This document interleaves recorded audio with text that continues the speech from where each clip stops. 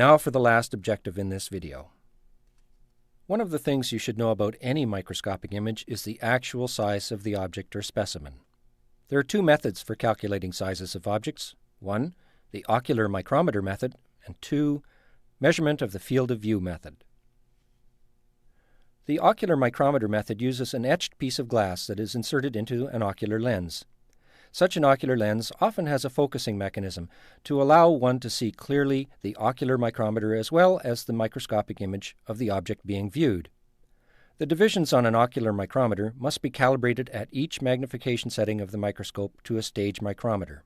A stage micrometer is nothing more than a very fine ruler. In fact, one can use a millimeter ruler to calculate most magnifications. For the field of view method, simply measure the size of the field of view of each magnification setting with a ruler and then compare the size of the object with the size of the field of view.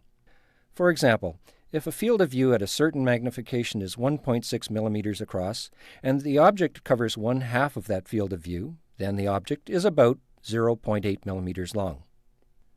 For fields of view that are too small to measure with a ruler, you can estimate the field of view from the magnifications. For example, if at 200 magnifications the field of view is 1.2 millimeters, but it is too small to measure at 400 magnifications, then you can use a simple algebraic formula to calculate one unknown number with the three known numbers, in this case 0.6 millimeters. In this section we have examined how to calculate the size of an object by two methods, with an ocular micrometer and by using the field of view. This is explained further in the booklet accompanying this video. Now, let's review the 6 learning objectives of this video. 1.